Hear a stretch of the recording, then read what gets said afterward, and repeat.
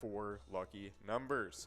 But of course, the rounding off the list of brand new locations with Pilot TVs, we got Anoka American Legion, Clay's, and the Pickled Pig. So a huge shout out to all of you guys sporting some new TVs. Definitely some awesome stuff to see.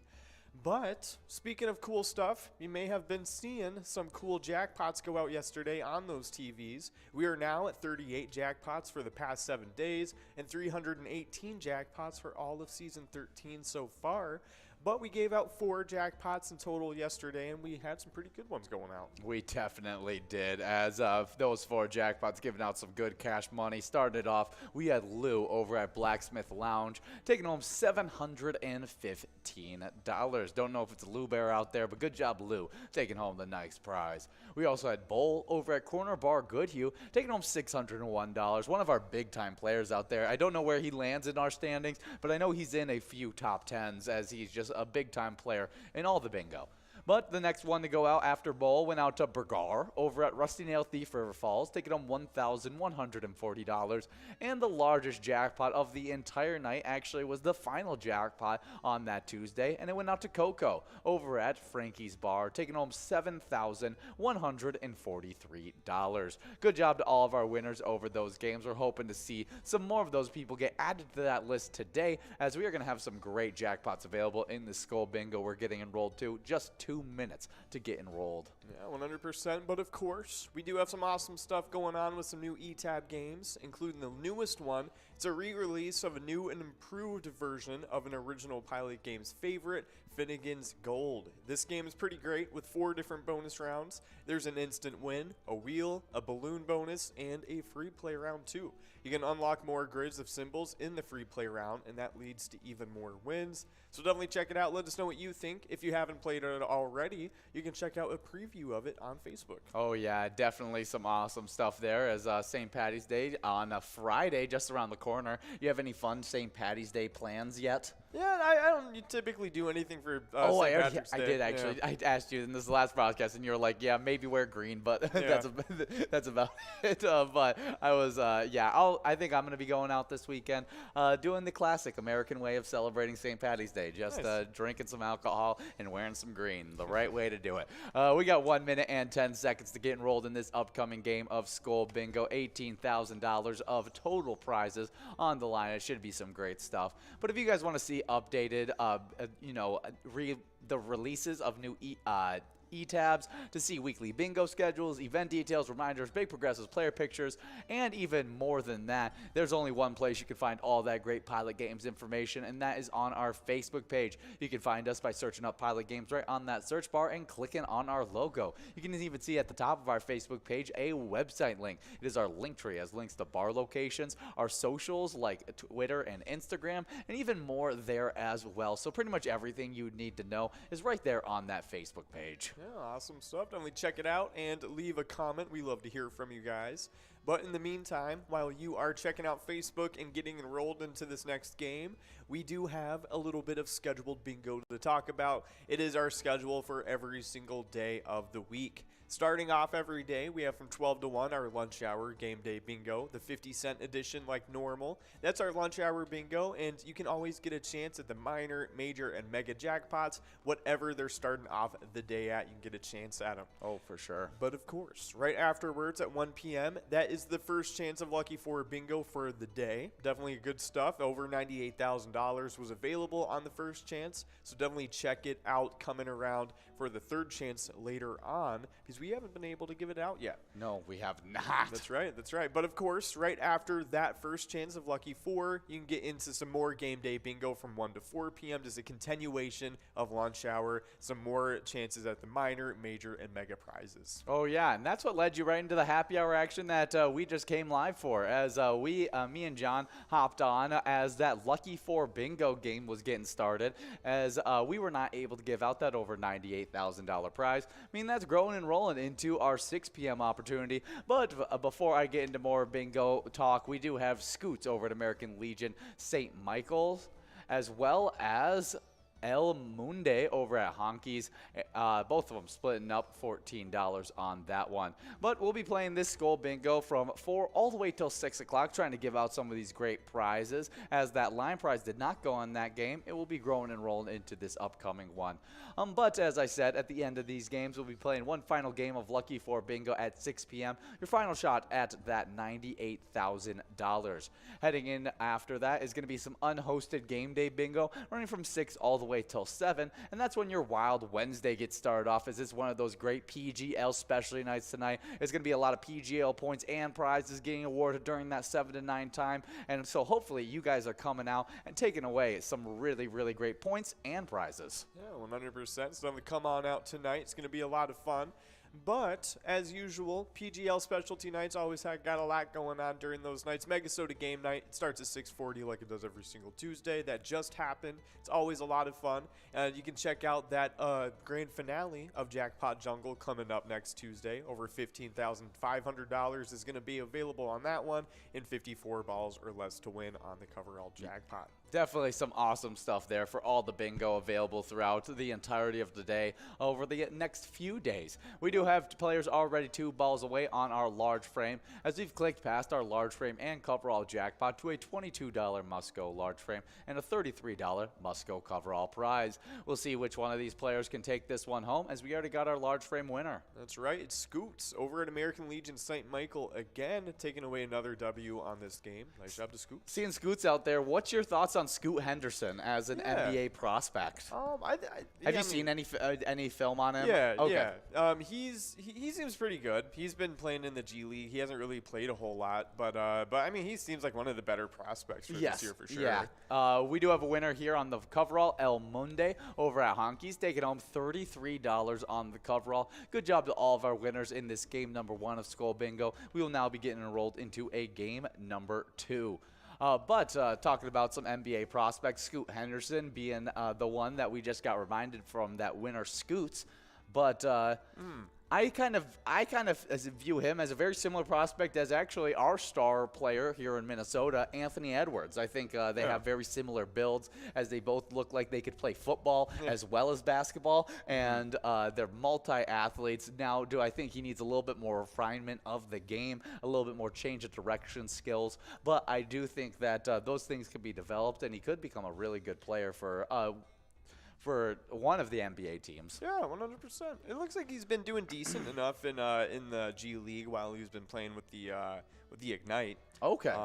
But he hasn't been playing a whole lot. He's played 25 games, and obviously he's been playing as a starter on that team. Okay. But yeah, he's been doing pretty decently. I guess 25 games is kind of similar to what you would be playing in a college basketball season, so you get as much look at him as those college prospects. Yeah, so he has about 17 points per game in those games played. He's been averaging about 5 assists, 4 rebounds. So yeah, not anything too bad. But I mean, he is playing pro basketball, so yeah, he looks like a really good player. I mean, if there wasn't Victor Wembanyama, he would be the clear-cut number 1 pick in this draft. Yeah. But Victor Wembanyama has just, I mean, put himself so far in ahead just due to his what's it called when the skills that you can't really. So this is intangibles. Yes, being able to move like that at that size and that height is pretty crazy stuff. Yeah, I mean, I don't think there's ever been an NBA player that we've seen that has that kind of height and that kind of movement skills. He's a clear, like, almost 1.5 feet taller than Scoot Henderson. Yes. Because he measured in at 7'5". Yeah, and I would be surprised if Victor Wembanyama was actually 7'2". I think he's taller than 7'2". No, he measured in at 7'5". Oh, he measured in at 7'5". Yeah, Okay. That was okay. That's what. That's his like official height last time I saw. Because I was looking at they had him listed on at least Google as 7'2".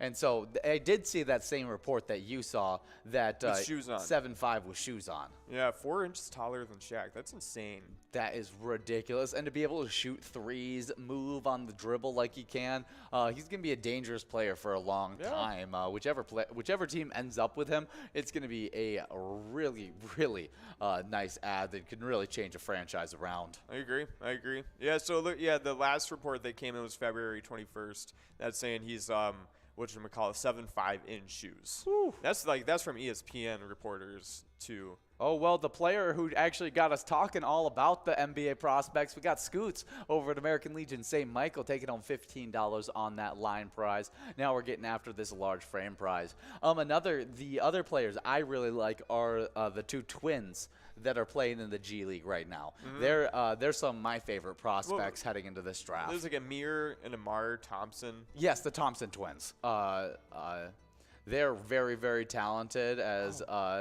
That's Questlove's name too. That's so funny. I didn't know his name was Amir Thompson. that is funny. Yeah, let's see. See if we can figure out Thompson. I think whatchamacallit here. I'll just look up NBA. yeah, NBA prospect. Let's see. Where is it? What's his name? Wow. Here. Well, his name is probably Just looks isn't up Amir. Thompson twins. Twins NBA. Yeah, there we go. Thompson twins. It's Troy. Amen Thompson. Oh, Or okay. Amen Thompson. Amon Thompson and Asur Yeah. Thompson. Yeah, they're both very, very talented. You got a 6'8" guard, point wing kind of player, and then the other one's more of a true wing that he's more of a shooter than the brother is, but not Yeah. as much of a passer. Yeah. So it's an interesting duo right there, as there's a lot of upside for those guys. I kind of like them better than Scoot Henderson, but that might be my hot take of the draft. Very true, especially for certain teams. You know what I mean? I think that they could fit in a lot more teams than Scoot Henderson could potentially. You know what I mean? I agree, especially at the top of the draft. I think everybody you can always find guards. I feel like in the NBA, I feel like it's harder to find super skilled forwards. True. And so taking risk on guys that show point guard skills at at forward sizes, you want to take risk on guys like that. We do have winners here though that we got to talk about, as we got a split win on the large frame. Jimmy K over at Eagles Watana, and Marty over at HR Pesty splitting up $24, and $37 went out to Just Kimmers over at Brewster's Bar and Grill. Good job to all of our winners in this game number 2 of Skull Bingo. We will now be getting enrolled into a game number 3. Yeah, 100%. Definitely some pretty good stuff going on. But yeah, no, there's a lot of crazy stuff going on with that draft. Yeah, where did they have us mocked selecting now? Oh, wait, we traded away our first round pick, so we will not be picking in this year's first round. Yeah. It will be the Jazz's first round pick instead. Yeah. Wow, they have a new updated mock draft on this, and apparently this is like all over the place. NBA draft.net. That's been a long time. I've been watching the mock drafts off of that website for very long. They have the first Thompson twin going to number 8 now. They have Really? Scoot Henderson not even number 2. Wow, Brandon Miller out of Alabama. But I mean, like, if the Rockets pick number 2 though, why would they ever pick Scoot Henderson? That's true. The Rockets have guards, so they don't need a Scoot Henderson type. So like a Brandon Miller, like 6'9" small forward, that would be a lot better for them. And playing over at Alabama, I know he's been giving out some really good time in Alabama. He's going to get a huge boost to his draft stock if he plays well in the NBA in the tournament this year, as he's, I think, a 1 seed for Alabama right now. Yeah, Alabama's they've been doing pretty decent. Yeah, I'm pretty sure they're the number 1 seed in their side of the bracket. Let's take a look. No, they're playing Texas A&M, Corpus Christi. Tomorrow at 2:45 or at 1:45. Would it be Minnesota time? Yeah, 1:45. But should be some really cool stuff. I'm excited for the tournament to get started. I agree. As I think there's going to be some really fun matchups. I think college basketball has just been a little bit more in flux than most years, as there's not the top teams aren't the top teams that are normally there, like Kansas, UNC, Duke. They're not there at the top of the those brackets this year, so it just looks a little different this year, and I can't wait to see how it shakes out. No, 100%. There aren't very many like crazy like prospects right now playing college basketball. A lot of them are pro. They're either overseas pro or they're playing in the G League right now. Yeah, you don't have Scoot Henderson like leading college in scoring or anything like that. You don't have Victor Wembanyama in college right now. Yeah, even the Thompson twins probably would have been a big names in college if they would have went to a Kentucky or something like that, if they were both playing on Kentucky's team. I thought they were like in high school for some reason, but so they're playing pro. Yeah, they're in the G League as well. Interesting. Okay, I didn't even know that they were in the G League, to be honest. Yes. Yeah, no, I mean, it's crazy. You see a lot of these dudes in the first round, like, a lot of them are in college still because it's still very common. But, like, there's a lot of dudes just, like, you know, in G League and other pro leagues and stuff. France, I'm saying, like, that's pretty crazy. Yeah, it'll be interesting to see how it all shakes out. Yeah. We do have a winner here, splitting up $17 on that line prize. We got Mama Bit over at Broadway Pizza Blaine and Big. I don't know what that is. I don't know. D3Ds. Big D at 3Ds. Okay, that's who it is. It's just Big D. Yes, over at 3D Sports Bar, taking home $17. Good job to both of them splitting up that nice prize. Now working on that $4,984 large frame prize. But we were talking about. So, do you have outside of the top two picks, which is Victor Wembanyama and Scoot Henderson? Usually is what I'm seeing mocked up. Do you have a favorite prospect outside of that? Oh, like probably either of the Thompson twins. Those are the guys I know more about. Yes. I'm going to be seeing a lot more of what the players are going to be doing in the March Madness probably. Yeah. Do you prefer seeing a guy play in the G League or in college basketball? College basketball, to be honest. You like a guy coming out of college basketball a little bit more? I think so. I think that I think it's better for development, to be honest. I could agree with that. I don't think a guy you know still dominating but having to play against higher competition is better than him jumping up so much in competition that he almost has to take a step back. True. I agree. But before we go further on, we do have Radar over at Eagles St. James taking away the large frame. Nice job to you. We got a couple players in the running for this coverall must-go prize. But, of course, I've always wondered why no prospects for the NBA ever go to, like, overseas to go play like that in the Europe leagues. That's true. I think it's because it's kind of known that it's like it's as close to the NBA as you can get. Even the G League is, like, a lot easier, I feel like. Yeah, that is true. We do have Rich over at Black Bear Lounge and Saloon taking home a $41 coverall prize. Good job to all of our winners taking home some great Muscos in this game, as we will now be getting enrolled into a game number 5. We are now going to get enrolled into a game number 3 of Game Day Bingo. Of Skull Bingo. We got 1 minute and just 45 seconds to get enrolled into this upcoming game. But just talking more about the NBA draft that's coming up and how certain players could be shaking up their draft stocks during this time. We got Arkansas got a top guy, Nick Smith. They got a couple top guys. They got Nick Smith and Anthony Black. Okay, I'm not familiar with Nick Smith or Anthony Black. Me neither. Interesting. So they might be having a pretty decent run in the tourney this year. So yeah, Nick Smith. I'll look up Anthony Black really quick. Yeah, he's a 6'5" guard. It looks like that. Was named the #1 overall recruit in the class of 2022. Wow. He's only 18. Yeah, so I didn't even realize who this. Oh, I've seen him before. I have seen him before, but I hadn't. I didn't know what he was doing. It looks like his pro comp is Donovan Mitchell. Interesting. Well, Anthony Black, he's also a guard, and he's 6'7" though. They have an NBA comp to him for Josh Giddey or Steve Smith. Really? Yeah, that's really interesting. He's a physically gifted point guard, shooting guard who stands a legitimate 6'7" with 200 pounds with the frame to add muscle easily. He's a smooth athlete with solid body control and leaping ability. Pretty cool. Sweet. I like that. Anthony Black seems like a nice prospect right there. I like size with point guard skills. I think whenever you can get a guy with point guard skills at 6'7" or higher, it's a must grab for the NBA as those guys usually succeed. Yeah, 100%. Yeah, he was a consensus 5-star recruit. He was a McDonald's All-American, which that's pretty decent accolades for high school. Interesting. That's really, really cool. He was highly regarded 2022. So, I mean, wait, so he's 18 too, I think. Yeah. No, he's 19. He's 19. Okay, but they're both first-year college kids. Yeah. Trying to kill it. I mean, they're both top of the draft. That's cool stuff. That is really cool. Interesting. I like this dude. Getting comp to Josh Giddey is honestly always going to look really good coming into the draft, to be honest. Yeah, I'm a huge fan of Josh Giddey's playing style. Yeah. I would be interested to see Josh Giddey on an actual production productive roster. True, that would be interesting. Because I don't know how that all works out. Is his defense as is that a liability if it actually got out there on a good team? Put him on the Celtics and see what happens. Yeah, is his playmaking still at the level if he's not getting the ball nearly as much? Like what does he look like on a really good roster? True. I wonder, but I do like Josh Giddey a lot as a player, and he's one of those players that I've always said would be a great trade for the Timberwolves. Yeah. As he brings that, great playmaking. Oh, I agree.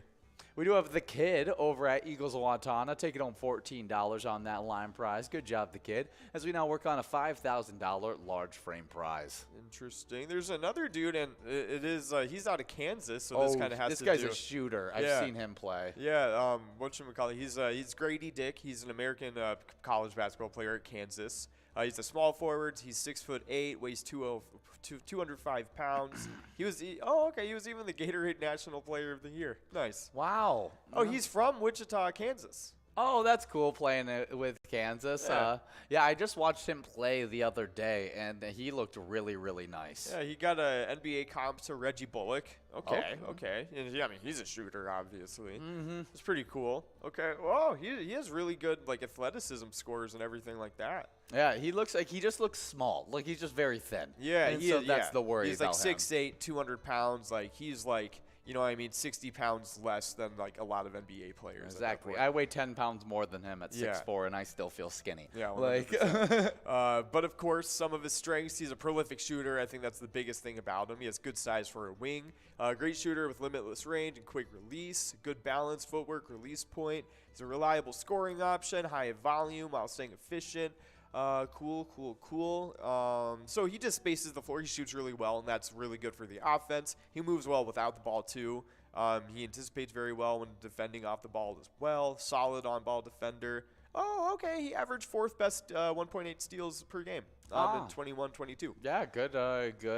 Whatever it is, predicting passes, tipping, dribble moves, whatever it is. We do have Bobo over at Corner Bar Goodhue taking home a double win on this one. $22 on the large frame and $34 on the coverall going out to Bobo. Good job to all of our winners in this game of Skull Bingo. We will now be getting enrolled into this next one with that line, large frame, and coverall jackpot. Just growing and rolling as you guys continue. Interesting. Okay, so he kind of seems like a Duncan Robinson type of dude, to be honest. A Duncan Robinson? Yeah, because it sounds like he kind of doesn't, he can't make his own shot super well. He just kind of pulls up after a couple dribbles and does what he can. And then it looks like he's a little bit he's not super efficient defending either. Okay, but at 6'8", that changes things. True. Because you can then shoot over guys. Exactly. And, coming off of screens and stuff like that, I think that's a really nice build because then you don't have to worry about him defensively either, being at 6'8", and and it sounds like his movement skills are not too bad. No, yeah. And so he should be a, reliable defender where Duncan Robinson has kind of had that as one of his biggest faults. Is that he can't defend at a high level. So definitely some interesting stuff. He's not a great rebounder either. He's like a decent playmaker at his size, though. Okay. So, he seems like a pretty decent prospect, though. I for sure, I think he'd be good on a lot of struggling teams right now just to add some shooting. Yeah, I think if anything, he would be a really good team add. Yeah. Because he just adds to it, and the guy that doesn't need the ball a lot can shoot it at a high level. If he's coming off screens, that would be a really nice. He'd fit great with a 76ers roster or something like that. I agree with that. But yeah, there's a lot of fun prospects out there. Maybe check out some prospects yourself. You can send in some dudes you're looking at, and we'd love to see maybe some more NBA prospects coming from you guys. Yeah, for sure. But of course, we do only got about 20 seconds left to get into this next game, and we got some national days to get into as we're settling in. Starting it off, it is National Shoe the World Day. This day on March 15th shines a light on the value of good footwear for millions of people around the world. Yeah, and it's a really good day with a good sentiment, and Yeah, I think it's like you said, it's a really good day. There's lots of places you can go to celebrate this day. There's a boatload of charities that are out there sending shoes over, care packages out there to help out different communities and stuff like that. So it's a very easy to find way to celebrate the day. Is just hopping on your computer, searching up some stuff, and you could probably just donate a few dollars to help out somebody who needs a pair of shoes. It's really, really cool. And shoes, I mean, are something that I've definitely taken for granted throughout my life, as I've never had to worry about shoes at one day in my life. And so that's something that I definitely I feel for people, and I want everyone to be rocking some good kicks. Yeah, 100%. So definitely a good day to celebrate Shoe the World Day. But before we go further, we do have Andy over at Medford Liquor Store taking away the jackpot on the line prize. Nice job to Andy. $435 going straight to you. But yeah, no, there's I mean, shoes are super important for, just, I mean, living your life, especially, not having to walk around barefoot outside. That's super important. Even in your backyard, it's not even that safe to walk around barefoot. There are sharp rocks, like parasites, things like that. I mean, very easily can go wrong. It's just one of those things that shoes are extremely important to just surviving. Yeah, completely agree. I mean, even more so, you guys understand in a Minnesota type area where it snows all the time, and you got to even then boots at that point. And a lot of people don't get that next step either. Boots are super important too. Yeah, exactly. So maybe you even take the next step and you search for something that's giving out boots to people to survive the winter months. It's always super important. So happy National Shoe the World Day. Hopefully you guys can take a little bit of time to celebrate this National Day. But next up on our National Day list is Everything You Think Is Wrong Day. On March 15th, recognizes Everything You Think Is Wrong Day, a day where decision making should be avoided. As your thoughts are wrong, it is also a day created for some people to realize that they're not always right. Yeah, 100%. Definitely some crazy stuff going on this day. But yeah, I mean, it's just kind of use your common sense sometimes. Think a little bit before you say stuff, or maybe make a decision about something. But before we go further, we do have Dougal Man over at VFW Brooklyn Park taking away that prize. Nice job to you. But yeah, it's just one of those things where it's even most recently with the whole Big Bang Theory, they're finding out that, there's some universes, or not universes, there's some galaxies that are much older than they possibly could be according to certain theories. So now they have to kind of rethink everything if they really are as old as they think they are right now. Wow. Yeah. We do have some winners here, as we got Doug Oldman over at VFW Brooklyn Park taking home the $34 large frame, and then splitting that $51 coverall prize with Chubby Bear 1 over at Eagles St. James. Good job to all of our winners in this game, especially Andy taking home that $435 line prize jackpot. As we are now getting rolled into this game number 6 of Skull Bingo, just 1 minute and 40 seconds to do so. Yeah, 100%. But yeah, I mean, there's a lot of crazy things that have to make us think a lot more than we normally do. But it's important to kind of keep in mind that you could always be wrong about something. Even if you think you learned it in school, there's a lot of things in school that I feel like we learned that didn't end up being completely true. Oh, for sure. Because I feel like, curriculums, they change all the time. We find out that we're wrong and we have to change the way we learn things and that sort of thing. So definitely always be open-minded. Considering that whole thought process of schools not always being right, which is funny, we have 5 times people thought a science idea was just straight up crazy, and then we're proving spectacularly wrong. First up, the continental drift.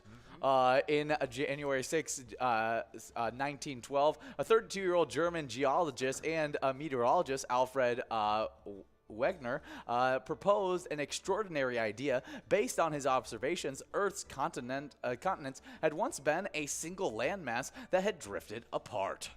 Yeah. Super interesting, as that's now a very common thought process, as they kind of fit together like a puzzle. Yeah, that's right. And finding different fossils and things that span multiple different continents. Yeah. That, the same animal that shouldn't be on the same beaches, on different continents. And everybody was like, "No way, dude! That's just a way of you're thinking like a kid at this point." But yeah, it ended up being true. Yeah. It's a real thing. Evolution was another one. A lot of that's still a lot of people don't really believe in that too. Yeah. But yeah, that's a pretty, even to this day, hotly debated. But yeah, biologists. I don't found out about think it. now microevolution is any bit debated. I think Yeah. it's just macroevolution. Isn't Yeah, people think all sorts of things. I was about to man. say Yeah. there's like literal proof. Yeah, I I don't know. mean- I guess there's proof of a lot of stuff that people don't believe. So Yeah. I guess I can just live on. I know, live on with my day. I'll read evolution. I'm like, oh man, it's almost like controversial to talk about. Yeah, that's funny. But of course, we got some more ideas on here that people thought were crazy at first.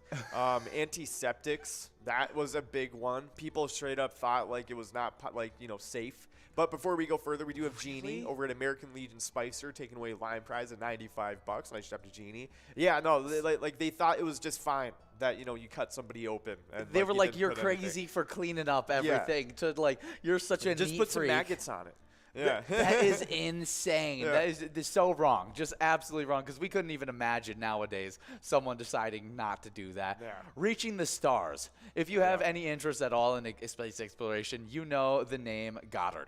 It appears in the name of NASA's Goddard Space Flight Center Research Lab and Goddard Institute of Space Studies. The namesake of those institutions, Robert H. Goddard, is today hailed as a revolutionary who kickstarted the space race. But during his time, he was the butt of mockery. Why? Because he thought that he could get a rocket into space. In 1920, a New York Times editorial excoriated him. they said the Professor Goddard with his chair in Clark College and the Count. I'm just gonna move on. But it's actually just like crazy. He had made the theory that we were gonna be able to send a rocket into space. And the New York Times just straight up like, no, this dude's dumb. Like- Why are we listening to this dude, fake scientist? This guy's crazy. Yeah. And then on 17th of July, 1969, 3 days before the first humans landed on the moon, and by that time they knew they could get a rocket into space, the New York Times retracted that editorial that it made against Goddard, and ate their words. That is hilarious. So they had to, recall it. Yeah. That is so funny. Yeah, oh, wait, go back down. He said to a reporter one time, every vision is a joke until the first man accomplishes it. Once realized, it becomes commonplace. Yeah, well, true. I mean, it's just one of those things. That's pretty crazy. But we do have another couple winners. We got Dougal Man over at VFW Brooklyn Park and Genie again over at American Legion Spicer taking away a double win. And then we got Clicks over at Mix Office taking away that coverall prize. Nice job to you. But of course, we are moving on into this next game with the large frame and the coverall jackpots getting bigger and better than before. So be sure to try and get in on this next one. But of course, happy everything you think is wrong day, because that is definitely a good way to think about things, I feel like. Yeah, just a little, inspection on your current thought processes. I think it's always a good thing to do. Man, and I feel like it's cool to also be able to accept, even if one day we're like, oh, evolution actually is not real. It's a different process that it happens in. I'd be totally cool with it. I'd be like, cool. We learned something new. Evolution is not real. Yeah. It's just a good way to approach things, I feel like. Yeah, I'm always ready for change. I 100%. don't like to stay the same person because that means I am being stagnant, and I don't like being That's stagnant. We got 1 minute and 10 seconds to get enrolled into this upcoming game. Over $19,000 of total prizes. Should be some great stuff as you guys get enrolled into this one. But as you guys are getting enrolled, I'm gonna get into this next National Day. And during the third Tuesday in March, Small Business Development Center Day is recognized. The thousands of SBDCs across the country supporting entrepreneurs in the pursuit of small business ownership. Yeah, awesome stuff. Definitely a good one to celebrate. We were talking about how important it is to support small businesses earlier today, and it is super important. And a lot of you guys are doing that right now, playing at local bars and stuff in Minnesota, just helping out the small businesses in your own community. It's always really cool stuff to see. But I think even when you're traveling, keep the same stuff going. Go to small businesses you've never been to before and probably will never visit again. Oh, yeah. I think, it's way cooler to go to a little mom and pop's like coffee shop in some random place than it is to go to the Starbucks there and get the same thing you always get. For sure. I think it's, it's cool to do it. Even Ian was saying earlier, whether it's thrift shops, even compared to going to Goodwill, or, other places like that are just small businesses. It's always a good thing to practice. Yeah, I'm a huge fan of it. Probably diners are my number one mom and pop like shops I love to go to. I love a good just like anything like food related, hometown. Like, a nice burger joint that's a small town. I still have dreams about like burger milkshake. I was working on pipelines around Minnesota, not around Minnesota, around Michigan, and I was driving, and I just remember we were on like this 6-hour drive, middle of nowhere. We stopped at this diner to go get some food, and I still dream about the burger I had there. It was just absolutely fantastic.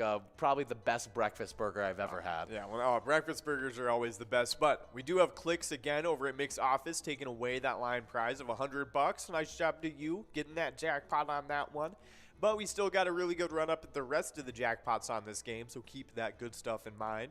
Small business stats, though, we got a couple of them in front of us. There are 28 million small businesses in the US of A, which outnumbers corporations 1,162.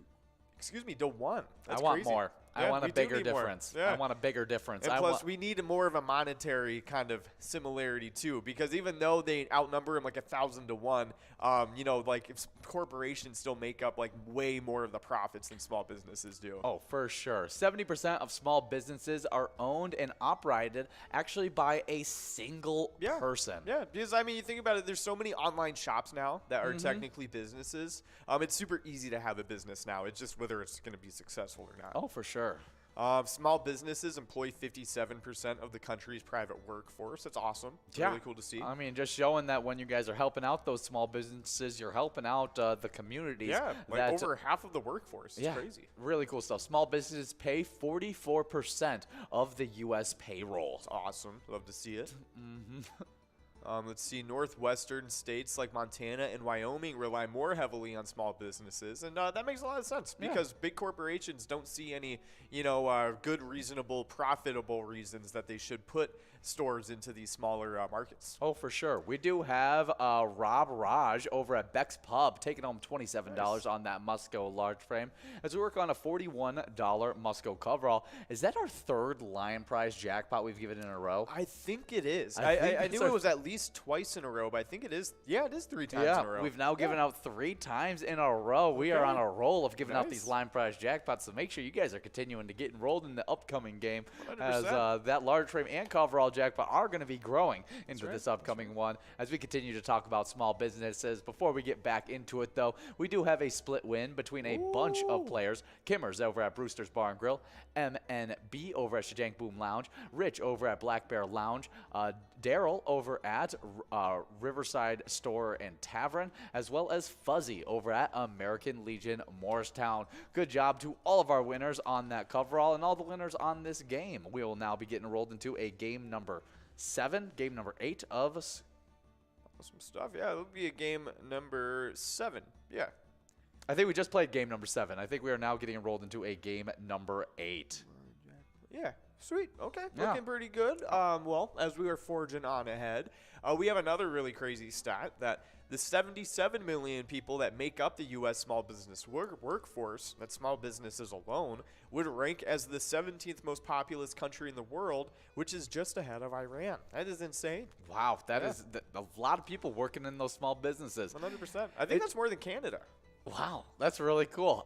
It takes just 6 days to start a business in the U.S. compared to a whopping 38 days in China. That is pretty crazy. Yeah. Yeah, by the way, it's like almost double the population of Canada. That is ridiculous. That is crazy. Oh man, there's some more stats. It costs 6 times as much to start a business in India than in the U.S. That's crazy. Wow. So I guess the U.S. is trying to help out with trying to push those small businesses, but that's kind of how our country is supposed to be built off of. Yeah. Only 50% of businesses survive 5 years, though most, 70%, hit the 2-year mark. Okay. Well, I mean, yeah, to be fair, though, the first couple years, I feel like, involved just kind of a lot of getting the business started. You know what I mean? And then you kind of see if you can be successful after that fact. But yeah, I know that crazy. when my dad owned his own barbecue business, that did he hit the 2-year mark? yeah, we hit the 2-year mark. Nice, We did not nice. hit past the 2-year mark. Gotcha, After that, we moved back to here in Michigan, and he did a different job. But Nice. we did own a little barbecue place for a while, and yeah, it's just hard to keep those businesses open. Exactly. A lot And, of like when you have a family and stuff too, like it is. And it's a stressful on your family because you're also asking for things from your family because you're like, hey, will you come help out with the shop? As you know, but I don't know if I can pay you for the shop right now, but can you come help me for it? Help me out. And it's just it's a really hard time for those business owners, and so they're really trying to get it up and going, and it's a really tough time to get it up and going. Yeah, 100%. But before we go further, we do have Mars over at William McCoy's of Andover taking away that Lion prize. Nice job to you, Mars. But we have like another little thing going on. We got small businesses create 13 times more patents per employee than large patenting companies. Oh, interesting. Yeah, really cool stuff. That was pretty cool. A small business went bankrupt every 8 minutes in 2009. Yeah, that's crazy. Yeah. I mean, just because of real estate stuff. Yeah, it does not surprise me whatsoever. Just Yeah, a it was horrible one of the time. it was one of the biggest recessions. So definitely a lot of stuff just going on all over the country. Let's see. 1/3 of small businesses rely on credit for financing, and no, that's a big deal. Yeah, it definitely is. And last little fun fact, only 2% of small businesses are franchises. Most, 54%, are home-based. Yeah, I mean, like small bit, like how are you going to be a small business and franchise? You know what I mean? That's super rare. Yeah, that would almost be a weird concept to see. Maybe unless you have like a really big family. Is Cops and Donuts one of those? I don't know if it's a small business. Is it It's owned by cops. So I think it's like owned by multiple people, which I don't know if it would be a small business. Is Cops here? Because I only know of 2 locations of Cops and Donuts. Small. Because that is a franchise. There's a few locations. I think there's only 2. No, there's one in Gaylord. There's one in. Oh, I thought there was one in.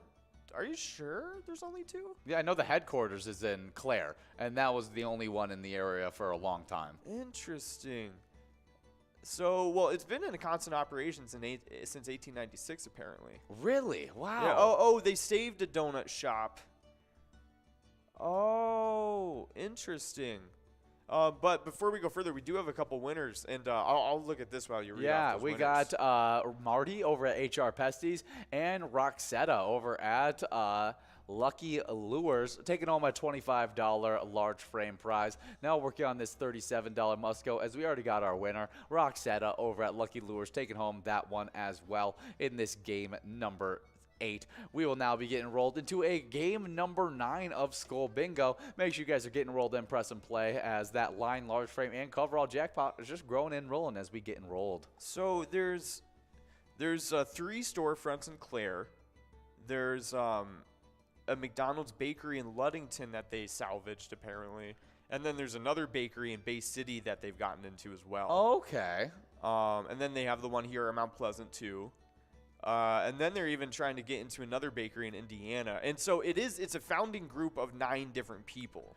Okay. So and a lot of them were police officers. But it's just now starting to become franchise. Well, but it's only been a few years, apparently. I thought it was older, but it was the bakery itself was really old. But Cops and Donuts itself is only like 20. It was like 2016 or like something like that. Really? Yeah. That's surprising because that would have been. Oh no, it was like 2009. It was like 2009 when it came around. Okay, that's what I thought because I was like 2009 is I was pretty sure I went to Cops and Donuts before 2016. Yeah. So that's what shocking to me. Yep. So it was like 2008, 2009. That's when it happened. Oh. But it's operated for 113 straight years before they got it. Just because it's always been a donut shop there. Yeah. That's really cool stuff. Yeah, that's pretty cool. Well, we love celebrating some small businesses. Yeah, the growth of a small business, going from just one coffee shop that had been salvaged after being open for 100 and something years. It was never a small business as Cops and Donuts. They were successful off the bat. Really? Yeah, $300,000 in its first 6 months in sales. That's really cool. And that was after the previous year. It only got 86,000 in sales for a year. Wow. So it just took a little bit to get going, and then everyone was up on Cops and Donuts. Yeah, that's pretty crazy. Yeah, good for them. It was one of the better donut places. I still don't like going to other Cops and Donuts. I only like going to the one, the one main home-based one. Yeah, I've heard that was kind of the best one. Yeah, I've never had a good donut at the other ones. Yeah, honestly, like if I want donuts now, man, like there's only one donut place I'll go to here, and that's another small business started by students here in Mount Pleasant, Ignite Donuts, and they're pretty good too. They're more like they make like a very fluffy kind of donut though, and it's a little different, but I like it. They have good icing too. Yeah, we used to go to another small business before they closed up their bakery side. Oh, Robert's, which we absolutely loved that place. Yeah, they were pretty good. They were also like, what was it, like a 30-second walk from our apartment at that time? Yeah, and that was nice. That was the nice part. And plus, after a certain time in the afternoon, everything would be like 60% off or something. Yeah, and plus it was a small business. It wasn't given to the Dunkin' Donuts of the world. Very, very true, yeah. But before we go further, we do a Pugsley over at Municipal Liquor Store Nevis, taking away that line prize of $16. Nice job, Pugsley. But we do have some more national days to get into, so definitely a good day, though, to celebrate small businesses, as many or pretty much all of you guys are right now over in Minnesota. But coming up hot, it is National Kansas Day. This recognizes the sunflower state on this day. Magnificent herds of bison, elk, mule deer, and antelope roamed the vast open plains populated by the Cherokee, Osage, Pawnee, and many other tribes, too. The region became a part of the U.S., though, with the Louisiana Purchase in 1803. A very rich history that even goes much, further back than the USA, too. Let's see, Kansas, a lot of cool things going on with Kansas, but there's some pretty strange laws as well. Yeah, one law is whistling in the street at night is prohibited. It is illegal to yell, shout, whistle, hoot, or sing on public streets in the city of Topeka, particularly between the hours of 11 p.m. and 7 a.m., as it is deemed as disturbing the peace or repose of persons in office, dwellings, hotels, and other types of residences. Yeah, interesting stuff. That makes sense. But before we go further, we do a Mars over at William McCoy's of Andover, taking away that large frame. Nice job to Mars. I would have liked it if they would have just said the whistling is too creepy at night. 100%. That'd be pretty funny. Let's see. What? So they don't picket at a funeral? They have a law that says it's unlawful for any person to engage in picketing during the period from 60 minutes before to 60 minutes after any funeral. That's pretty crazy. Interesting. Yeah. Well, hey, yeah. I mean, that makes sense, I guess. It is illegal to ride an animal on the road. Yeah. That's makes sense. Another one that makes sense. Don't screech your tires. That's another one, and I feel like that is pretty normal actually. I feel like a lot of places have that law. But before we go further, Kimmers over at Brewster Bar taking away a prize, splitting it up with Sweet Mary over at Club 57 Starfire Grill. Nice job to them, splitting up. That must go on the coverall. Okay, here's a funny one. The city of Lawrence has proclaimed that all cars entering city limits must honk their horns to warn horses of their arrival. This is actually quite important, as wild Mustangs usually roam around the highways and tend to disturb the traffic. Yeah, it's cool. That's a cool law to make. I agree with it. I wonder if they have a sign that just says like honk now. That would be funny. They're just like, really, honk now. Yeah, like entering honk zone. But we do have some more weird laws that they got. You can't have cherry pie a la mode on Sundays. Interesting. Yeah. Don't shoot rabbits from a motorboat. And don't fish with your hands. Barehanded fishing is not okay. That sucks. I feel like that's a fun sport that people do. Yeah, I feel like that's like something that it shouldn't be outlawed. I mean, if you could do it, go out there and fish with your bare hands. Yeah, well, interesting stuff. Maybe if you put on some latex gloves, you'll be cool. Yeah, that is definitely some weird laws. Every state has really weird laws, though, so I always like looking at which ones they have because Kansas definitely has a few. Let's see. I got a list of movies that take place in Kansas. Ooh, yes. Let's talk about. I like talking about the movies that take place. Ooh, the Wonderful Wizard of Oz taking place in Kansas. That's right. That's right. I'm trying to see here. Let's see some of the newer ones. Brightburn. That's a newer one. That was about the kid that became a superhero, but then he became evil. Mm-hmm. Let's see. Batman v Superman. The Smallville is in Kansas, so all of the Superman stuff is technically in Kansas too. Yes, that is. I forget that it's all in Kansas. Because Smallville is fictional. Yes, Smallville, Kansas is fictional. That's pretty funny. Looper, that was in Kansas. Was it? Yeah, that makes sense. Who's the main actor in Looper? It was Joseph Gordon-Levitt and Bruce Willis. Yes, that's who it is. Yeah. That was a pretty good one. I like that movie. Isn't Bruce Willis playing an older Joseph Gordon-Levitt? That's right. That may be a spoiler for the movie. I'm sorry. It's an old movie. Yes, come on. It was on Redbox even back then. It's from 2012. But if I'll spoil it for you, I'm sorry. Exactly. The Muppets Wizard of Oz was in Kansas. Well, every Wizard of Oz is going to be from Kansas because that's right. That's where she's That's where Dorothy's trying to get back home to. 100%. Mars Attacks. That was a good one back in the day. Okay. Let's see. Dennis the Menace. That's a classic. Dances with Wolves. Oh, that movie was in Kansas. Interesting. Yeah, that was a good movie. That is Kevin Costner in it. Okay. Yeah, that's pretty cool. So all the Superman stuff, all the Wizard of Oz stuff. That's a lot of pretty cool stuff that's set in Kansas. So we do have Lil Lexi over at Carboni's Pizza. CR Billiards taking home $16 on that line prize. Now working on that $5,000 large frame prize. But since Superman's from Kansas, who do you think should play the next Superman? As they're not bringing back Henry Cavill. I don't know, man. It's kind of hard to think, to be honest. I don't really know. Here, let's see some of the list. People that could play Superman. I don't know. I've seen some updated ideas for it, but let's take a look at what people are saying. Interesting. Nicholas Hoult, I saw this, and he would be pretty interesting.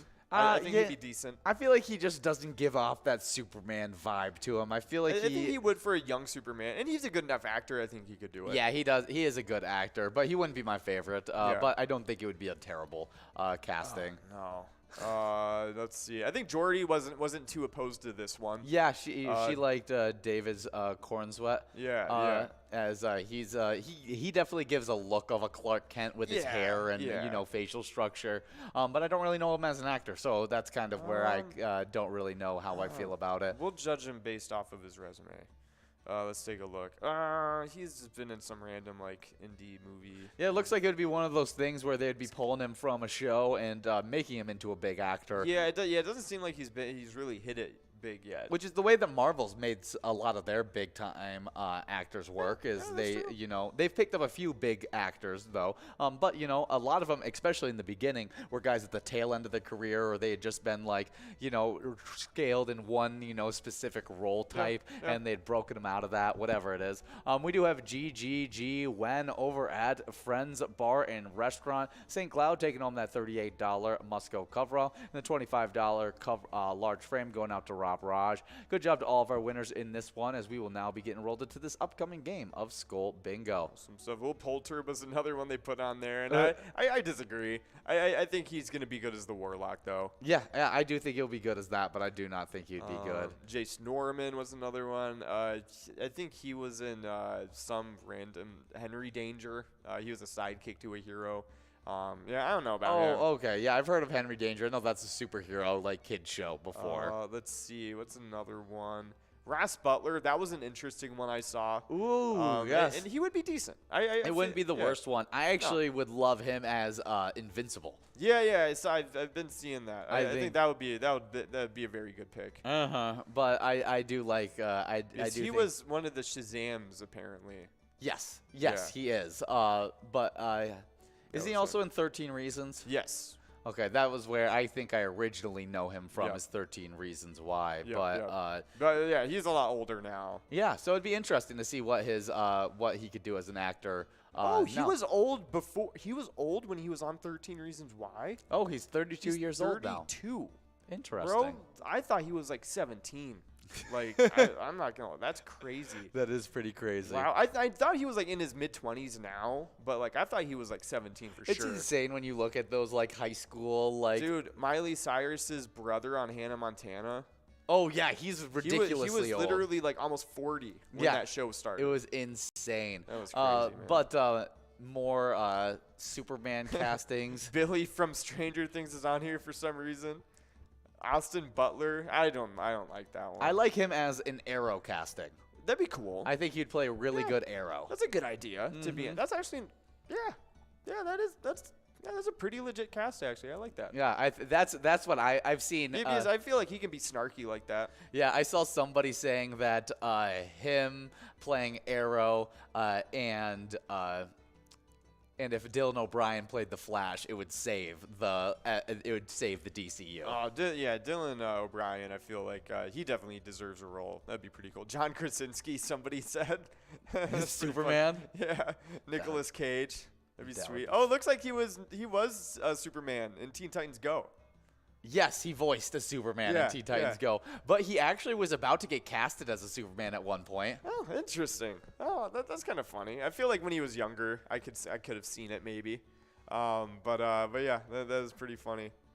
The death of Superman. Oh, okay. Oh, wow. Like looking like that? Yeah.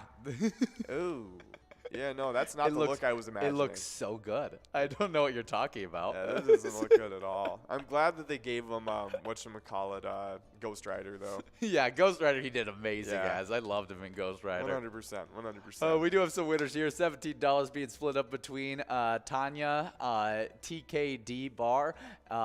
Splitting up $17 on that one. Good job to our winners as we're now working on the $5,500 prize. Let's see. I know people were talking about this dude potentially just coming in. Oh, from Teen Wolf? Yeah. But he played Superman in the new Superman show. Yeah, he played. It's like Superman and Lois Lane is what it's called. Yes.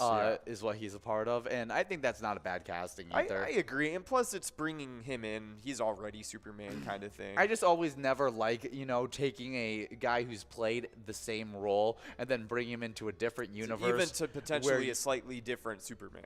Yeah, where you just take away all of his backstory from the show. I feel like it's always weird to do that kind of thing. That's true. I can agree with that. It's going to be interesting to see like what they're even doing with this universe. You know what I mean? Yeah. Are they just gonna have it like Flashpoint just like breaks everything? Yeah. Are you gonna watch the Flash movie? I don't know if I should. Like, I don't know if it's like okay to do that. Maybe I'll just find one of my websites and seriously, yeah, just like kind of that's do the sneaky, do something a little silly. Yeah, that's right. Do a little silly something. We do have $28 getting won by loser over at Kenyan Muni Liquor Store. Nice. Yeah, taking that nice prize. And then we also got Pete over at Adagio's taking away that coverall. Nice job to all the winners on this game.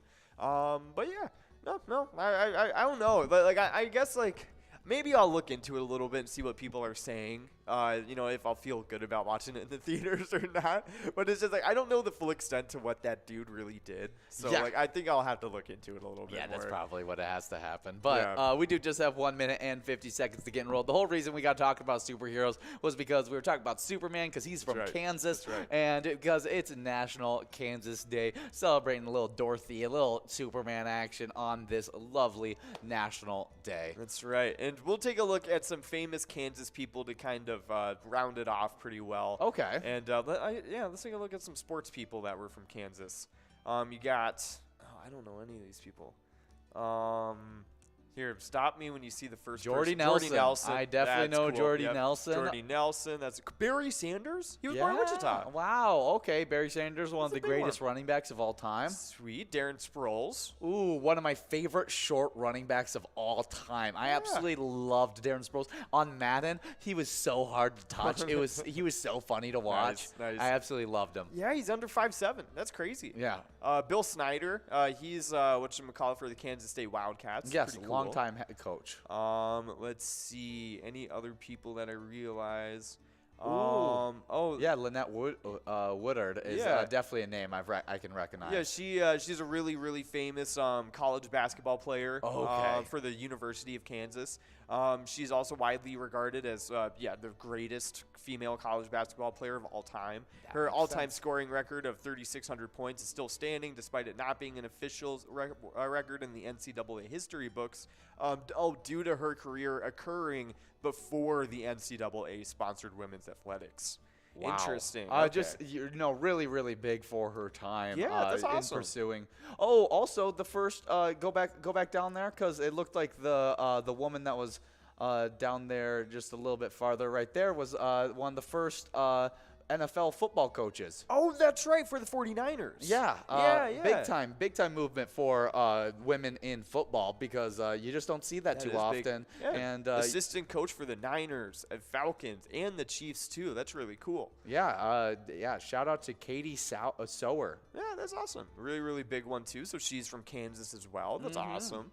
Those are some famous athletes or sports people in general from Kansas. Let's take a look. I guess we'll look at some art people.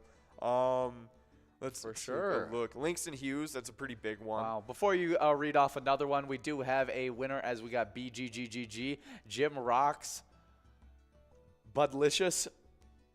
All of them splitting up a jackpot prize of $451. Good job to all of our winners in that line prize jackpot as we now work on the $5,000 large frame. Awesome stuff. Well, a couple of celebrities born in Wichita, but Kansas. Janelle Monáe, she's a little bit more recent of a celebrity. She's really cool. What is she? Makes music? Yeah, she makes music, and she's acted in a few things too. Okay, that's why I recognize her face as well. Okay. She was in Moonlight. She was in the recent Knives Out movie. Oh, that would be totally where I know her from. Yeah, Hidden Figures. She was in that one too. Oh, she's the main girl in the Knives Out movie. Yeah. Wow. Yeah, she's the one that played the sisters. That's really cool. Yeah, I loved her in that one. Yeah, she was good. She was one of the main people. Yeah. But yeah, she was born in Kansas City actually, which is funny. We just discovered that was real. Because I was like, no, Kansas City's in Missouri. You can't be in Kansas. Yeah, I know. I was like, wait, hold on, but it does say Kansas. But let's see, Rob Riggle. He's a really funny. Yeah, that's a good one. Paul Rudd. He's from Kansas. That's right. Let's see another one. The YouTuber Vsauce. Do you know him? No. Ben for sure knows who Vsauce is. He probably does. He for sure does. I'm so out of the. But Vsauce, he's not really a YouTuber kind of YouTuber. Like he literally just makes educational videos about theories and like weird like things that like are just like in nature and science and that sort of thing. Like he literally makes it like, for example, one of his videos is like, why do we perceive people like that are old as old? And like, even when we look at younger pictures of them, why do they still look old to us? And kind of like, back then 5th graders looked so old, but now they look super young. And it was just like, there's a lot of psychology stuff behind it, even scientific things that point to like why we view people like that. And but he makes videos like that. Super cool. We do have Bart47 over at the Wooden Table Inn and Mars over at Willie McCoy's of Andover. Bart47 taking home $33 and Mars taking home $49. Good job to all of our winners in this game right here, as we will now be getting enrolled into this next upcoming game of Skull Bingo with that large frame and coverall jackpot just growing and rolling as we continue. Ooh, Eric Stonestreet. I really enjoy him as an actor, especially within Modern Family. Oh my gosh, him and his husband in Modern Family is like, it's one of my favorite duos. In acting at all. Like they are so funny together, I swear. Yeah, so he's really good. He is also from Kansas City. Jason Sudeikis, he's awesome too. Yeah. He was really funny on SNL, and even afterwards, he did some movies on his own that he was really funny right in. now he's got the really big show going, Ted Lasso. That's right. Yeah, I've heard good things about it. I know. I've never watched it, though. I've watched, I think, both seasons of Ted Lasso, okay, and cool. I really enjoy it. It's one of my family ones that I think we went on a vacation, and for some reason, every night we'd just turn on Ted Lasso, and so then I ended up watching a complete full 2 seasons in like 1 week. Nice, pretty cool stuff. Well, hey, Jason Sudeikis, he is also from Kansas. The guy, one of the guys from Ted Lasso is actually coming into the Marvel's universe, as he's going to be playing Hercules. Nice. As he made a little cameo at the end of Thor: Love and Thunder. Nice. That's pretty cool. Vivian Vance is another celebrity from Kansas. She played Ethel Mertz on I Love Lucy, so that's really cool. And yeah, those are quite a few really cool ones. Kevin Wilmot is another one. I'm not sure what he did. He did, he's an American film director and screenwriter, Academy Award winning. So he's done documentaries about 9th Street CSA, the Confederate States of America, Bunker Hill, so kind of more historical things regarding black issues and struggles in the U.S. Oh, he also, this is a movie that took place in Kansas, the movie Jayhawkers, where he told the story of Wilt Chamberlain. Really cool. In the Kansas University men's basketball team in 1956 to 57. I saw that on the list of movies. So that's pretty cool.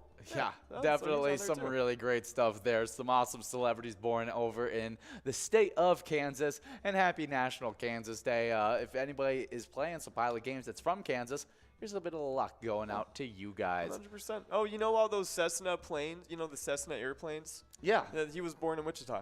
Ah, that's really, really cool. That's pretty cool. Well, hey, Kansas is really interesting, but the peanut guy, George Washington Carver. That's right. He was born there too. Thank you for that, by the way, George Washington Carver. I always think that he made it peanut butter, but it's actually he was just big into peanuts. Yeah, no, he was he popularized it by far. But it was like definitely because of him that like it's like a big thing in the U.S. But before we go further, we do have RDA over at Cowboy Jackson Seagull taking away the line prize. Nice job to you. But we do have one more national day to get into, and it's a pretty good one. It is National Pears Helen Day. This day celebrates a food holiday about the delicious, smooth French dessert combining warm poached pears, vanilla ice cream, and chocolate sauce. Yeah, me and John have taken a few looks at this dessert over the last few years of us covering this. And not once have I tried it, but it looks decently tasty. I don't think if I could, we've talked about this in the earlier broadcast. Give me a nice little frozen pear or something like that to match the ice cream, and then maybe a hot chocolate syrup on it, and then you might get me talking. But I don't think I would like the warm pear. Yeah, no, I agree. That's what I was saying too. I think if you cool the pear off and then you just have some hot fudge on there, I think that's the best way for me. Yeah, if I'm gonna get warm pear, might as well bake it into a pie or something. Yeah, I feel like that would taste a lot better. Or like a little crumble or something like that. Yeah, but I'm all there for a pear's flavoring paired up with chocolate and vanilla. I feel like that, can't go wrong with something like that. Yeah, 100%. But those were all of our national days today, so be sure to look into them and celebrate them all correctly. In the meantime, though, while you are going after the rest of these prizes on this game, we do have a little bit of Minnesota Twins news to get into, and that Twins prospect Matt Wallner is working to prove himself after a brief taste of the majors. And Wallner said, there's a lot of good players in the world, and Wallner, the Twins' number 7 prospect per MLB pipeline, is one of those good players. But he still has a lot of ways to go a long ways to go to establish himself as a major leaguer. And his brief taste of the major leagues last September gave him a good glimpse of what it will take to stick. But before I go further, we do have a winner. Yeah, BGGGGGGG over at the Boulder Tap House. Rochester is taking home $24 on the large frame. And then we got a coverall must-go going out to TKD Bar over at D Bar 169, taking home $36. Good job to all of our winners in this game number 13 of Skull Bingo. We will now be getting enrolled into a game number 14 with that line, large frame, and coverall jackpot just growing and rolling. Awesome stuff. Well, of course, continuing what I was saying about this MLB stuff concerning Matt Wallner. But yeah, so he's got a long way to go till he gets into the MLB, consistently becomes a real legitimate MLB player. But Wallner hit 22.228, .323, and .386 in 18 games with the Twins, homering in his major league debut off of former Cy Young winner Shane Bieber. He said he's backed off the plate a little bit in hopes of getting to more inside pitches. Seeing and hitting high fastballs, which he said is what he's been struggling with the most, has been a point of emphasis during his cage work this spring.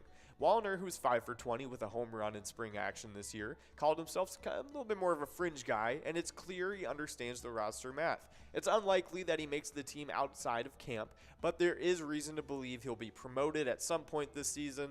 So yeah, no, looking good. He knows that he needs to keep working on his game and, maybe get up there on the prospect list a little bit before he can make the team.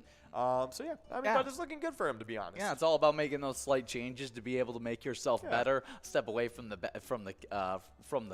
plate a little bit so you can hit more inside. Really practice those high fastballs because that's what you're struggling with. Seems like he's super self-aware of what he needs to work on to be a consistent player within the MLB. Let's hope that it comes quicker to him and he becomes a guy that's competing at that level very, very soon. As we're hearing Matt Wallner's name, and hopefully you guys are hearing Matt Wallner's name in just a little bit, rocking that Twins jersey during the regular season.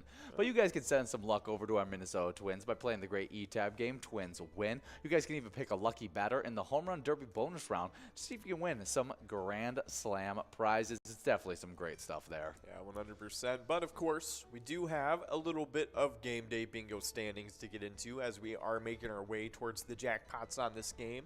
In the meantime, though, we'll be examining the players and location side of things. Starting it off, in 10th place for those players is none other than Sydney over at the Main Street Bar in Hopkins, falling down from 9th place but able to stick it out in 10th. They have 35,000 points on the season. They're only just behind a three-way tie in 7th place because it is Mike over at Big Louie's Bar and Grill, TC Bear over at Flamers, and Mindy May over at HR Pesties. They all got 36,000 points in 7th place, and Mike joined that tie coming in all the way from 10th. So nice job to Mike. But in 6th place, we got Spike over at Maynard's of Excelsior with 44,000 points. Before we go further, though, we do have a line going out. Yeah, Arnie over at VFW Wantana is taking home $17 on that line prize Musco, as that jackpot will be growing and rolling into the next game. We're now working on that $5,739 large frame jackpot. Awesome stuff. Looking pretty good. But in 5th place, we're now in the top 5. It's Rich over at Shady's Railside with 48,000 points. 4th place is Bowl over at Corner Bar and Goodhue with 53,000 points. 3rd is Call Me Jen over at JR Mac with 58,000. And in 2nd place, we got Tanya over at Plum's Neighborhood Bar and Eatery with 61,000 points. But in 1st place, we got Bobo over at the Corner Bar in Goodhue with 80,000 points. Looking good for all these top 10 players. Nice job to you guys. But we do have some locations to get into as well. That's for sure, as these locations have been killing it in this season 13. And some newcomers to these standings coming from unranked to 10th place. We got the Lincoln Depot with now 69,000 points. With 70,000 points also moving from unranked into 9th place, we got VFW Spring Lake Park. 8th place, moving on up from 10th, we got Big Louie's Bar and Grill New Brighton with 71,000 points. 7th place, we have Outtakes with 73,000 points. And getting pushed back from 4th all the way to 6th, we got Shady's Railside with 92,000 points. Moving on up from 6th into 5th place, we got JR Mac with 93,000 points. And also moving on up from 5th into 4th place, we got Sherwood Lounge with 95,000 points. Before I get into our top 3 locations, though, we do have a winner on that large frame. That's right. We got Tanya over at American Legion Pipestone taking away that large frame prize. Nice job to you, Tanya. As we now get into the top 3 locations, we get into the 100,000 point club. 3rd place is Flamers with 106,000 points. With 148,000 points in 2nd place, we have Corner Bar Goodhue. And in 1st place, we have Carboni's Pizza CR Billiards with 187,000 points. But we do have a winner here. That's right. It's Cookie over at Jimmy's Poorhouse taking away the large frame, or coverall, I mean. Nice job to all the winners on this one. But of course, we do have a lot of cool stuff going on outside of our scheduled bingo, including some cool E-Tab games you guys can check out.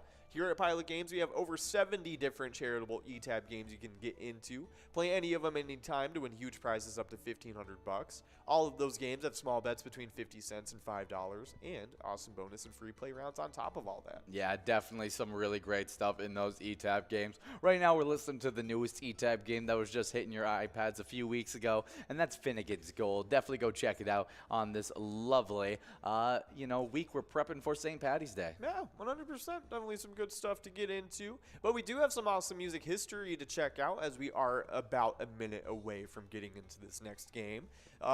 We got two little tidbits to get into, and the first one happens on this day all the way back in 1969. John Lennon and Yoko Ono get caught standing in the dock at Southampton trying to get out to Holland or France as their passport problems were stalling their wedding.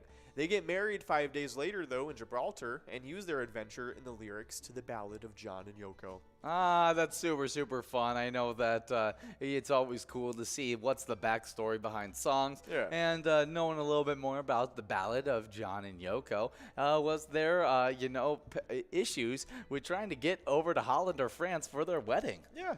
Super crazy. interesting stuff. Definitely a cool day in music history. I can see you're looking a little bit about some cool NFL things happening as you're checking out some of the acquisitions that happened over today. Have you seen any ones that really shocked you? Yeah, I mean, a few things happened today. Juju Smith-Schuster ended up going to the Patriots. Yeah, how do you feel about that? Do you think he pairs well with Mac Jones, or is he just kind of going there to become another Jacoby Myers? Yeah, probably that. I don't think he's going to do anything crazy. I mean, he didn't pop off with Patrick Mahomes, so I don't expect him to go, be good anywhere. Yeah. But I think he'll be decent. He'll probably be Jacoby Myers. How many yards did he have with this past year? Because I think he had better than. I don't think he had 1,000. I mean, 1,000's really. It's that's the benchmark of really good receivers. He had 933 yards this year. Pretty dang close, to be honest. And it was his second best.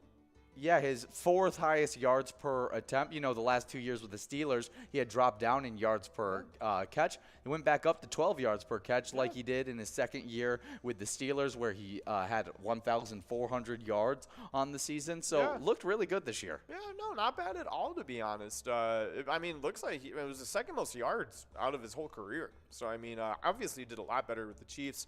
But it's going to be interesting to see how well he does with the Patriots. Ooh, jackpot. We got $272 going out to Ryan B. over at American Legion Stillwater. Good job, Ryan B. in this game as we now work on that $5,000 jackpot. Maybe we could give out multiple jackpots in this one. But any big-time movement from the NFC North? Because that's what I'm really interested in, because the NFC North has the Lions have been making big moves, but the other teams have not made as big of moves.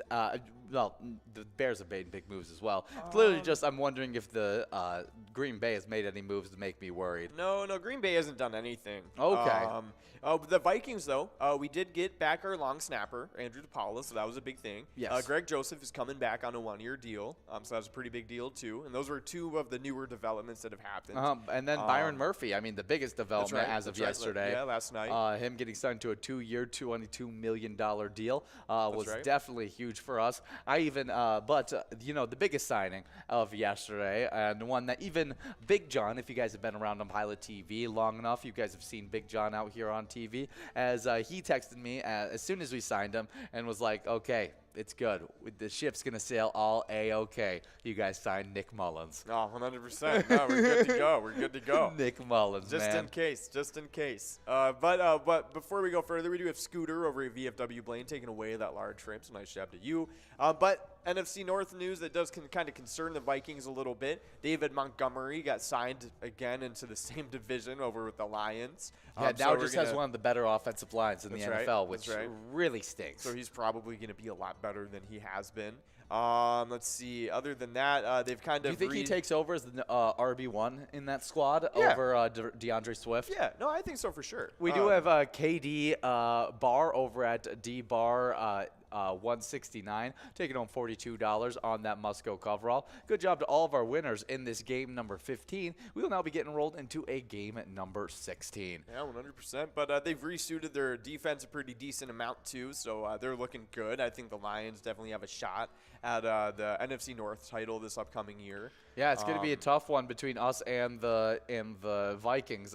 Vikings versus Lions. I think that's going to be just a really close race for the NFC North. I think both squads are kind of in a similar situation, have a young, talented defense that they're hoping that those young guys are going to develop into, true stars to be able to lead defenses, and then offense that has already been proven to be pretty elite. Yeah, I think the Lions, they're not going to get as much slack this year as they did last. You know what I mean? No. I think this is kind of the first year everybody's like, okay, they're supposed to be good now. Let's see what happens. So it's going to be really weird to see what does happen. You know what I mean? Because the Lions haven't been this good in a while.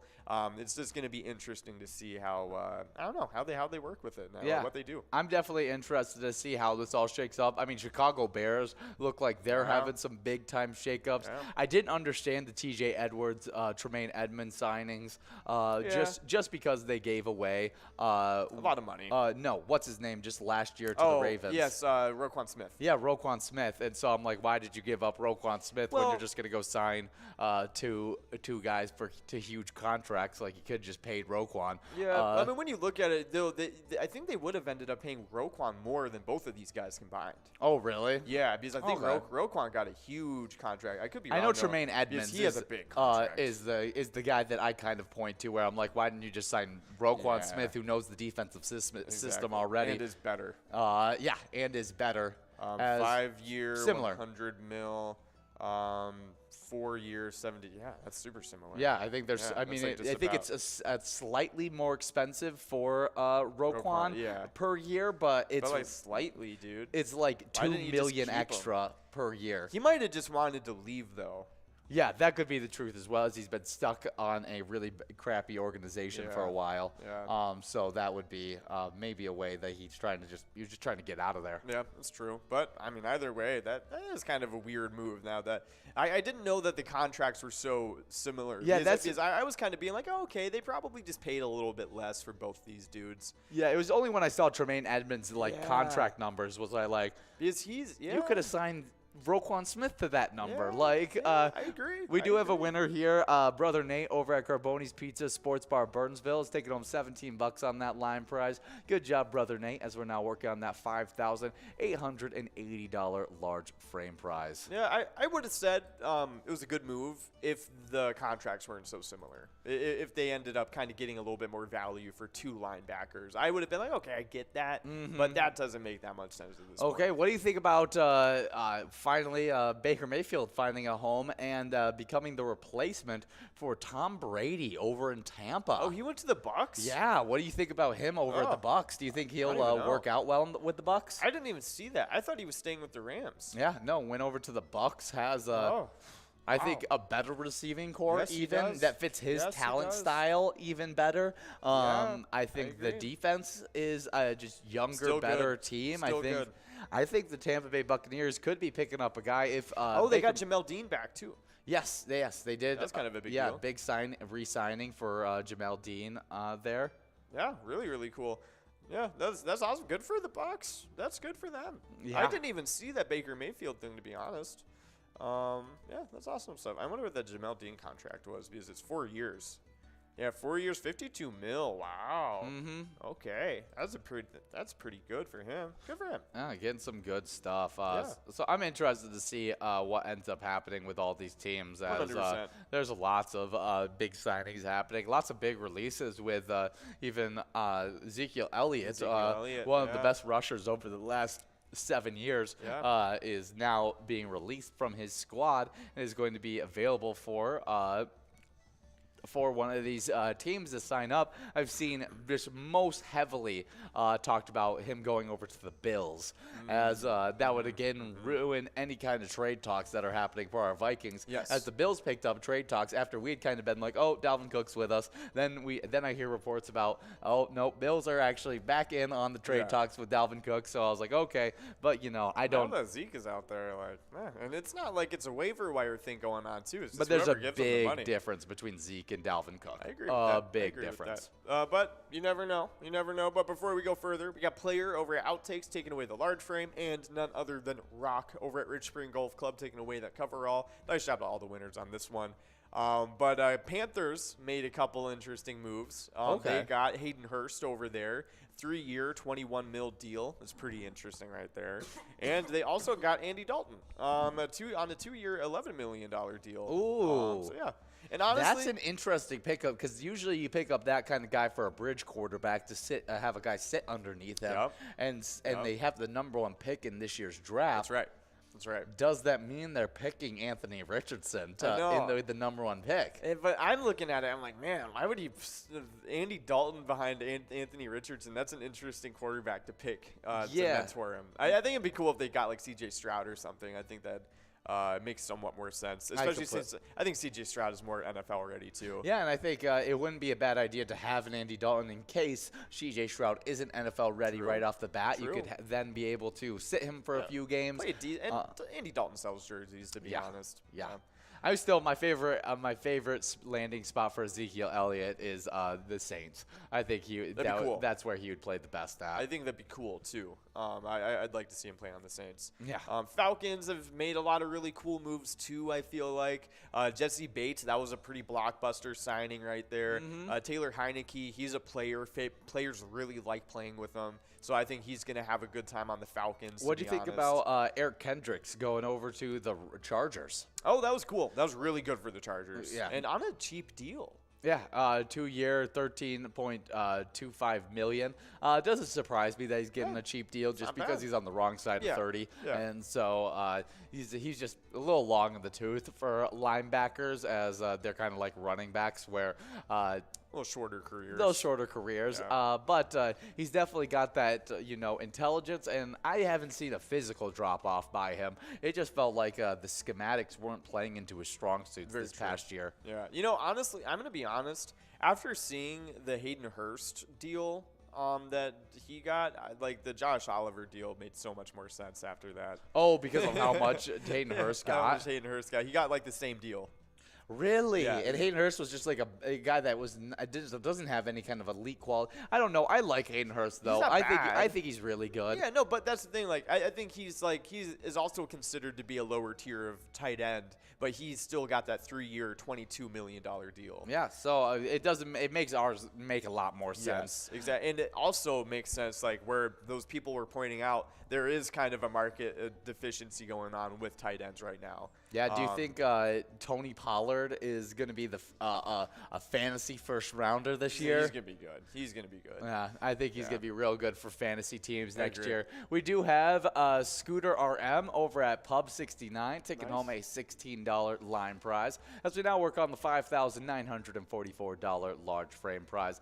Just speaking about a bunch of free agent things happening. Stephon Gilmore too. What happened with Stephon Gilmore? He went to the Cowboys. Oh, yes, he did end up going to the Cowboys. That was an interesting pickup for Stephon for the Cowboys. Oh, and they got Vander Esch back, too, for like a cheap deal somehow. I don't even know how. Really? Just because he's so injury prone. That might be the reasoning. True. I thought he was young, though. He is younger. But I think his entire career has just been so riddled with injuries that I don't know. That's kind of why they got him a little cheaper. That might be why they got him for so cheap. Because I know he's really talented. Yeah, how many games has he played in each of his seasons? 16, 9, 10, 17, and 14. So, yeah, that's pretty, up and down. Yeah, it just hasn't had a lot of consistency of play when he's just because he gets injured. Last 2 years have been pretty good for him, though, not having too many injuries. And so I He's just kind of a part of a really talented defense, and so I mean, it's good that they got him back. Yeah, for sure. We do have a winner here, Jeannie over at American Legion Spicer, taking home $26. Did you know that Leighton Vander Esch actually played 8-man football? Oh, that's fun. Yeah, no, I didn't know that. and then was able to go over to Boise State because he was 6'4", 225 pounds, and ran like lightning. But we do have Sue Lamar over at American Legion Wasika taking home $39 on that coverall prize. Seeing Lamar over there, what do you think about the fact that nobody's really offering Lamar after the Ravens gave him a non-exclusive deal? Which means teams can go out then and offer Lamar. The Ravens just get to see the contract before Lamar, before it happens. Yeah, they can decide to match it or send him over for 2 first-rounders. Yeah. It's interesting. It's really interesting to see that the teams haven't really gone for it quite yet. But I just don't really know what's going to happen. I think that teams are kind of waiting for the dust to settle to try and get more value out of him. Yeah. But it's interesting to see. I haven't really seen anything about it the past couple days. Yeah, it's been all free agency action recently, but it looks like not many people are looking to offer Lamar Jackson. Let's see. Yeah, he's just making little passive-aggressive tweets, it looks like. Lamar Jackson's market remains unclear with the new league year set to begin. Interesting. Yeah. Yes. Oh, yeah, and then we haven't talked about it, but Aaron Rodgers, he's officially going to the Jets. Yes. Yeah, he's officially going over, so that's pretty cool. Good for the Jets. I feel like, and people were posting that whatchamacallit. What's the Zach Wilson? They were posting that Zach Wilson quote where he said regarding if they sign a veteran quarterback to replace him. He's like, oh, I'm gonna give him hell every single day in practice. Yes. And it's like, oh yeah, I bet you are going to do that with Aaron Rodgers every day in practice. Actually, I honestly think it's a terrible pickup for them. Just because I think that what you wanted out of a veteran quarterback was just a veteran quarterback that could give like a little bit of his energy to go and develop Zach Wilson. Yeah. And I just don't see Aaron Rodgers as that guy. That's what I thought, because I thought Zach Wilson is a guy with a lot of upside. He just doesn't know how to use it. I think that they think they're a Super Bowl team with Aaron Rodgers. That's true. They are a Super Bowl team right now with Aaron Rodgers, because they were competitive with Zach Wilson and Mike White. And so I would only assume that they would be competitive with Aaron Rodgers at the highest of levels. Yeah. And so I think they're viewing it as like, man, even if we get out with we go to the Super Bowl and he's only here for 2 years, I think they're viewing that as a win. Yeah, that would be true. And then, he's kind of a similar guy with similar skill sets as Zach Wilson does. You never know. They might have a Rams type year. You know what I mean? Where they get that Super Bowl and then Aaron Rodgers falls off the face of a cliff and just retires. Yeah, that's definitely an easy thing that could happen. Oh, that was a cool one. Philadelphia Eagles, they got Rashad Penny. I thought that was pretty sweet. That's an interesting deal. On a prove-it $1.35 million deal. So it looks like, and it only includes $600,000 guaranteed. So it's very much a prove-it deal for Rashad Penny. Could be a big move for them, as they maybe means that Miles Sanders won't be coming back. Yeah, he's not. It's kind of official at this point, especially after that signing. But we do have a jackpot going out to player over at VFW Shakopee. Excuse me, Tin. Nice job on that one, taking away $286. Sweet, awesome to see it. But we do have all these other jackpots coming up on this day. So definitely be sure to get out on those as we are going for, further throughout these NFL little things. Yeah, but talking about Rashad Penny, he just got signed to the Philadelphia Eagles. I think that's a great pickup for not having Miles Sanders coming back. That's right. I feel like he brings a lot of those same skill sets. Yeah, 100%. Maybe even better than Miles Sanders, as I don't think potentially, yeah. Yeah, I don't think Rashad Penny's ever had a Philadelphia Eagles offensive line. No, and he's still through his career has averaged 6 yards a carry or something like that. Yeah. It's crazy. He is a very, very good running back, just injury prone. Yeah. And so that's his one issue. But they also got back James Bradbury, so that's good for the Eagles. They might not get back C.J. Gardner-Johnson, though. Okay. Yeah, that's kind of a big deal for them. But yeah, I think the Eagles, I think they'll have a decent year. Yeah, I was really glad to see a lot of their defensive pieces getting split up around. Yes. As did they get James Bradbury? They did get James Bradbury. Okay, that's but the one dude. But Darius Slay's gone. out. Gardner Johnson is probably going to be out too. I actually think James Bradbury isn't as good as he looked this year. Yeah, that's my theory. People were saying, like, even Eagles fans were kind of like, dude, like, why didn't we lock up Darius Slay? What are we doing with James Bradbury? Yeah. So it's interesting. It's yeah, really interesting. I'm very interested to see how that defense goes because it looks like a lot of those guys left to go get their paydays, which happens so often with those Super Bowl teams. And so it's going to be interesting to see if they could stay up on top. Yeah, very true. But before we go further, we got a couple winners on this large frame. We got Kimmy over at Broadway Bar and Pizza, Chris over at Moonlight Bay, and Rock over at Rich Spring Golf Club. Nice job. And we also have DHC54 and Tad splitting up that one. DHC is playing over at Sidetrack, and Tad is playing over at American Legion Chaska. But, of course, as we're getting into this next game, we are going to be taking a quick commercial break, but we'll be back for the next one. See you guys in a minute.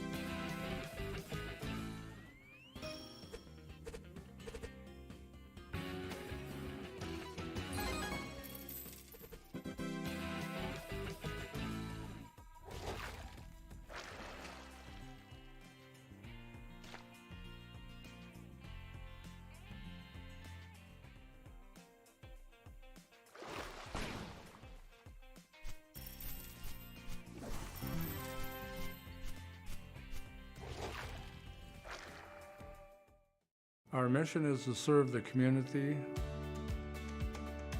Pilot Games has given us the opportunity to provide those resources and so forth that we need to our schools, to our fire department, to our library, to organizations that help the hungry.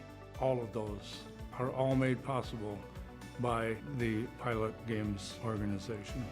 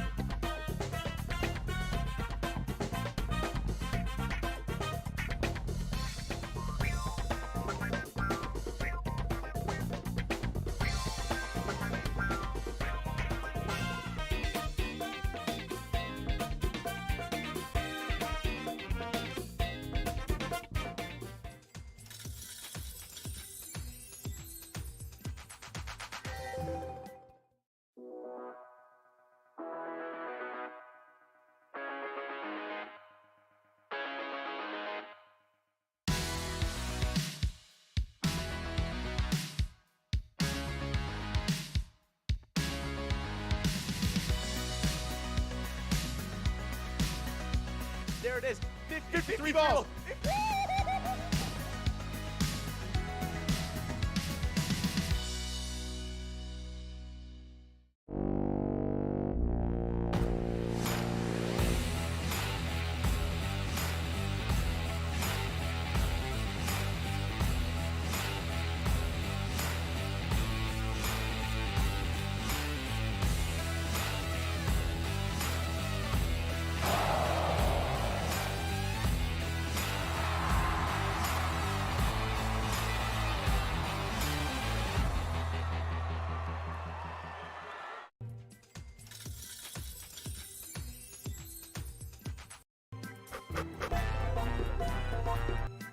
Hey guys, and we are here for some more of this great Skull Bingo action. We just missed out on a game of Skull Bingo, and in that game we had a nice line prize go out to 69 T-Bird over at Carboni's Pizza CRB. It's taking home $17.55. We had a coverall, a large frame, go out to Jim Rocks, taking home $28 over at Eagles Elk River. And then that coverall was actually split up between two great players. They took home over $42 on that prize, and that was Hot Shots Bar. Sherry and TKD Bar. Sherry over at Hot Shots Bar and Grill, and TKD Bar over at D Bar 169. Definitely some awesome stuff to those players, killing it in that game of Skull Bingo. Yeah, 100%. So nice job to you guys, but we are getting rolling in this game. We've got a lot of good prizes on the line. We got on that line jackpot $305, on the large frame jackpot $6,200. And on the coverall jackpot, we got over 15 grand on the line. So definitely try and get in on this game and get at these prizes. We already got players about one ball away from this line. Ooh, we could be seeing that go out, but yeah, it did go out. Grease Boy over at Goodfellas Lakeville. Let's see, $305. Nice job to Grease Boy and Grant over at Sunset Lanes. Both of them splitting up $305. Between the two of you. Nice job to you guys. Yeah, definitely some great stuff. Coming in on the right game, I guess. But in game 20, the other game me and John missed out on, we had a line prize go out to Ted over to American Legion Chaska, taking home $18.55. A large frame of $29.68 going out to Dar over at Harding's Bar and Grill. And then that coverall went out to Ren over at Beatles Bar and Grill, taking home $44.52. Good job to all of our winners in those games that we missed. Hopefully we can give out some more great prizes in these ones.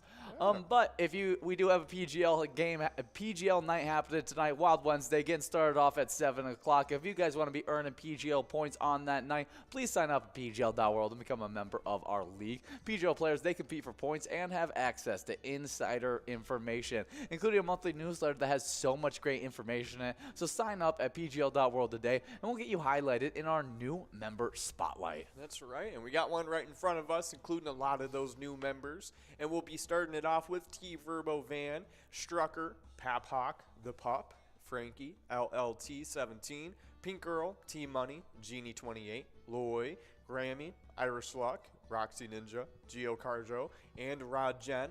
All of them becoming new members and joining up with the illustrious PGL. Nice job to you guys. Hopefully you are enjoying those new accounts. But we do have some awesome stuff to get into. It is some celebrity birthdays. And I'll let you take away the first one. Yeah, first up, born in 1935, we got Jude Hirsch, a American Emmy and Tony Award-winning stage and screen actor. Before I get into what he did as an actor, we do have a winner on that large frame. That's right. We got Jackie over at Outtakes taking away the large frame. Nice job to you, Jackie. Well, Jude Hirsch, he did Taxi, playing Alex. He was in I'm Not Rappaport, as well as Dear John and Ordinary People. Yeah, awesome stuff. But before we go further on, we do have Gamma C over at Log Cabin Bar and Emily taking away the coverall. Nice job to Gamma C and the rest of the winners on this game.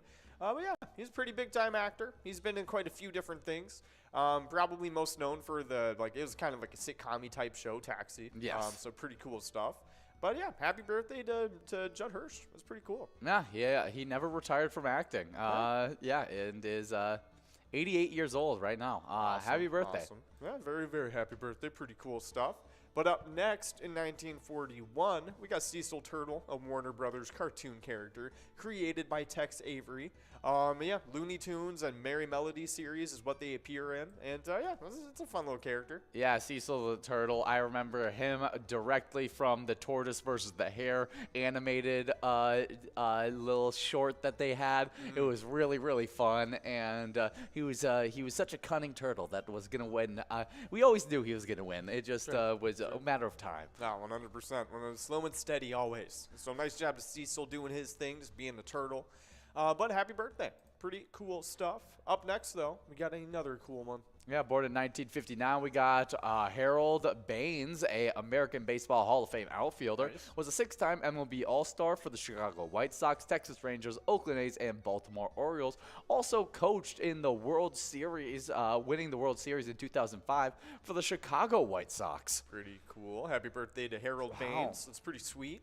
But yeah, pretty cool stuff. We do have some more celebrities to get into. Starting off with this next one, it's 1967.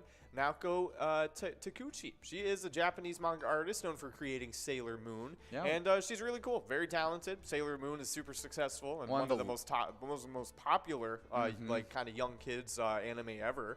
So really cool stuff. Yeah, really, really Isn't cool. she also married to the guy who made another really popular Yeah, she's manga? married to the creator of Hunter x Hunter. Yeah. And she's worked with him actually on it, and he's, conversely worked with her on Sailor Moon, which is pretty cool stuff. Power couple when Yeah. it comes to Japanese manga. Yeah, 100%. Next up, born in 1972, a former Viking, but more known for his time with the Steelers, we have Mike Tomlin, an American NFL coach, won the Super Bowl in 2008, being the youngest coach to win a Super Bowl with the Pittsburgh Steelers. But I think that got beat with... Yeah, whatchamacallit, what's his face from the Rams beat him? That would be Sean McVay. Yeah, Sean McVay, yeah, he ended up beating him, but he's still within the year. So he's technically still like tied for youngest, but when you start counting days and that sort of thing, Sean McVay was technically quite a bit younger than him. Ah, okay. Yeah. Yeah, McVay's the youngest coach to do a lot of these things because he's just so good at such a young age. And got such a talented team at a very young age too. But before we go further, OE50 over at Stanchion Bar taking away that line jackpot of $123. Nice job to OE50.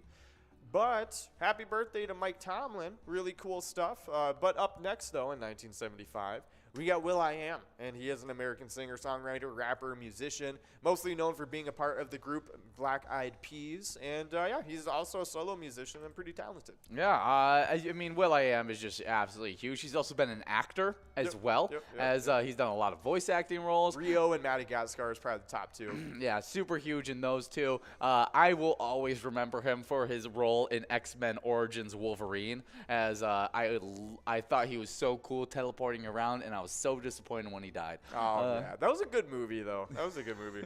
It's such a good bad movie. Yes. You know what I mean? Man, no, it was good. It was good, straight up. I loved that one. I thought it was so sick as a kid. Well, as a kid, I love Yeah. it. Now watching it, I'm like, okay, I know why I liked it. Yeah. But, like, Yeah. there's also reasons why I'm like, okay, this is not that No, good. man, there's no reasons. There's fake reasons.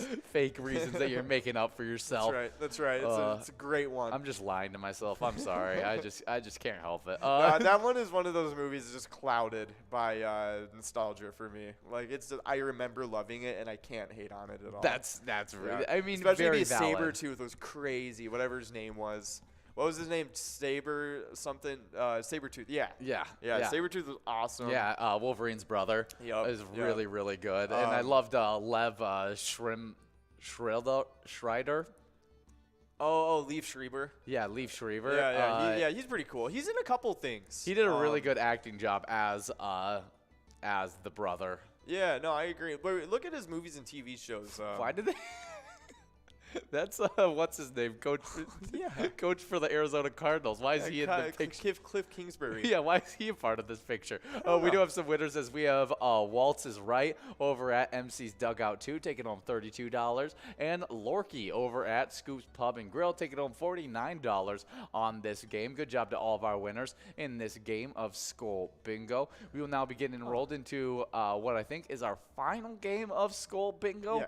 Yep. Should be some great stuff as you guys get enrolled into this one. But yeah, big time actors in that X-Men Origins. Yeah, that's pretty cool. And Will.i.am being a part of that big time crew that was right. in X-Men Origins. That's right. So happy birthday to Will.i.am and the rest of those cool celebrities born on this day. And happy birthday to all the cool players that were born on this day, too. Shout out to you guys. A little bit of quick luck out there for you. But we do have a little bit of Minnesota Timberwolves to get into as we're getting into this last game of Skull Bingo. We're 35-34 on the season now. And, yeah, Anthony Edwards scored 32 points in his hometown of Atlanta. And Kyle Anderson had his third career triple-double, looking pretty good. And the Minnesota Timberwolves cruised to a 136-115 victory over the Atlanta Hawks on Monday night. So, yeah, good for us. We won a game against the Hawks, looking pretty good so far. We've been having a decent stretch of games, too. But we are going up against the Celtics coming up tonight, so that's going to be an interesting matchup as the Celtics are one of the best teams in basketball right now. Yeah, they are. 47-22, not 87. That would be an insane record. Yeah. Actually above what you can win. Just playing too many games. But it should be interesting to see how that ends up matching up as Yeah, that's coming up tonight. Let's see.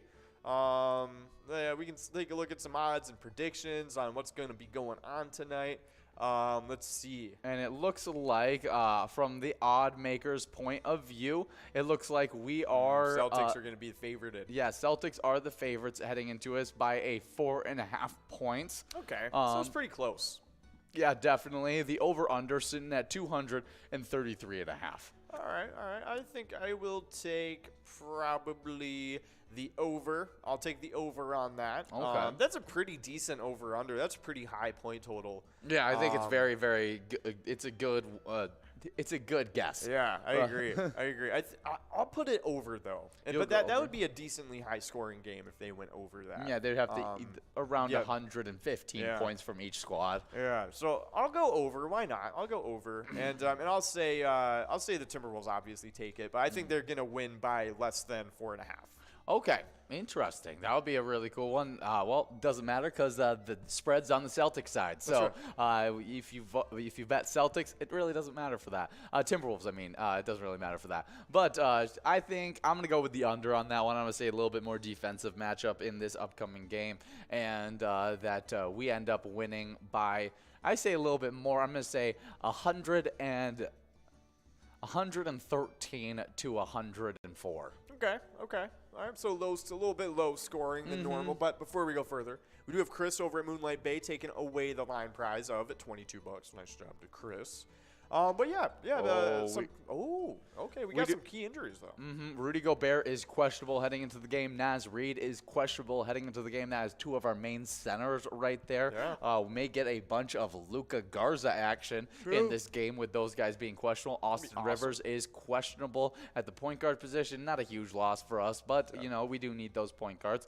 And Karl Anthony Towns will be out for that game as predicted. And it looks like Peyton Pritchard is out, which isn't crazy, but Robert Williams is out, which is really good for us. That'll enable Luka Garza to actually score.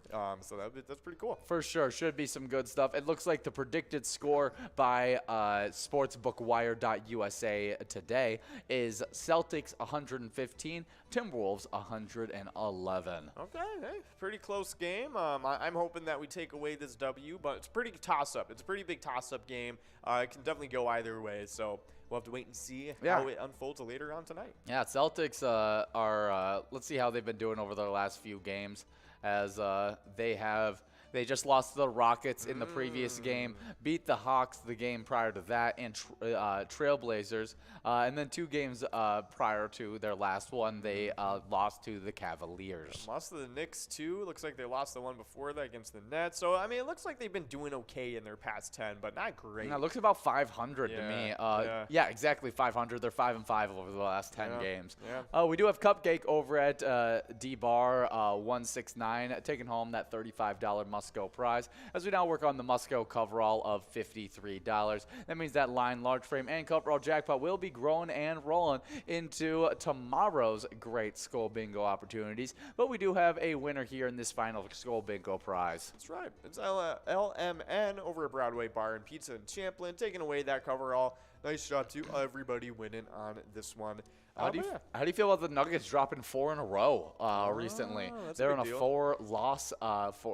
4-game losing streak. Yeah. Michael Malone says the defense has been terrible. Yeah, I've been seeing a lot of just things about the Nuggets coming out with Michael Porter Jr. also not being happy with the coaching staff and how he's being used. It's like, is it really coaching at this point, or is it just the players are kind of sucky? Yeah, it's like Michael Porter Jr. He played all the way up until he got taken out at the third. Just couldn't catch a rhythm for the whole game, and then got checked in with 20 seconds left, and then decided to make that comment. I don't know. It's interesting, but I feel like there's a little bit more than coaching going on there. Yeah, there's something up in that whole entire organization. Will be interesting to see. Grizzlies are still playing great without John Morant. Yes. As they're on a 3-game win streak. Let's see, who else is on some good win streaks? Kings is doing really good, 8-2 in their last 10. Warriors have been pretty decent, 7-3 in their last 10. Okay. Let's take a look. Maybe in the Eastern Conference, how everybody's doing. Lakers have been really good recently. They're 7-3 over the last 10 games. That's right. They're trying to just make the play-in tournament from what it looks That's like. right, yeah. But they could easily move up in these standings. Yeah, I mean, very true. the games, Yeah, they could easily get anywhere from 10th to 5th. To be honest, it's really close right now. No, I definitely I see them probably finishing right around right under our Timberwolves in that 8th spot or 9th spot. Agreed. But I hope our Timberwolves are a little bit higher up in these standings when it all is said and done. I hope we can pass up Clippers and Warriors. That's my goal by the end of the season. But that would be a tough one, just because it's tough in the Western Conferences. There's so many good teams. Very, very true, but. Oh, excuse me. Other than that, though, there's not a whole lot going on with those teams. Just kind of roughing it through the middle of the season right now, getting closer to the playoffs, and seeding is starting to really matter and that sort of thing. So it's getting pretty exciting, especially as we start nearing playoff basketball a lot more. But we are in this last game of the broadcast. So we got a lot of stuff getting on. We have a cool this day in history that we can get through. On March 15th of 1968, construction starts on the north tunnel of the Eisenhower/Johnson Memorial Tunnel on Interstate 70 in Colorado, which is some 60 miles west of Denver. Located at an elevation of more than 11,000 feet, the project was an engineering marvel and became the world's highest vehicular tunnel when it was completed in 1979. 4 months after opening, 1 million vehicles had passed through the tunnel. Today, though, some 10 million vehicles drive through it each year. Wow, that's really, really cool stuff. I would love to go through that tunnel at some point. Yeah. It was because it seems like a really cool tunnel. I mean, I don't know. I like tunnels anyways, just because they're tunnels, and then you add in that it's the highest elevated tunnel ever. It's pretty cool. Yeah, definitely. We do have Fleet player over at Big Louie's Bar and Grill taking home $19. Didn't want to risk the rough name, but you guys are about to get into a $50 buy-in game. Some high fly-in action. While you guys get enrolled and play this one, I do have a player spotlight for you, and that's Call Me Jen over at JR Mac, who took home the largest jackpot of the entire weekend, $55,000. And over at JR Mac, they support the St. Paul Midway Lions Club. Their mission is to empower Lions Club volunteers and partners to improve health and well-being, strengthen communities, and support those in need through humanitarian services. Awesome stuff. Looking pretty good for Call Me Jen, but it always leads us back right around to whenever you guys play pilot games, your community wins. We'll be seeing you guys pretty soon. Have a nice rest.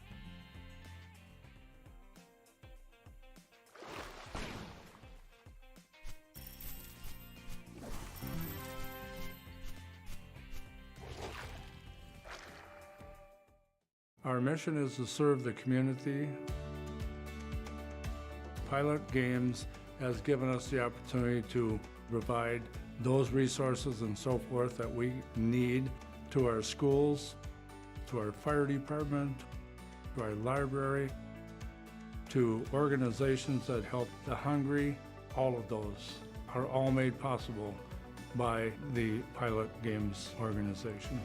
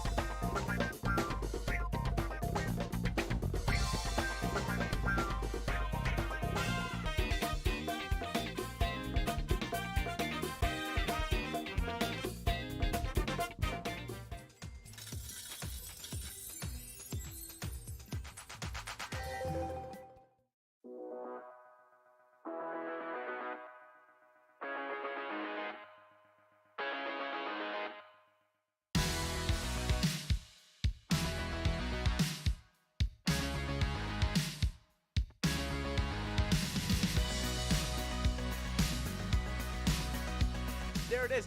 53 balls. Woo!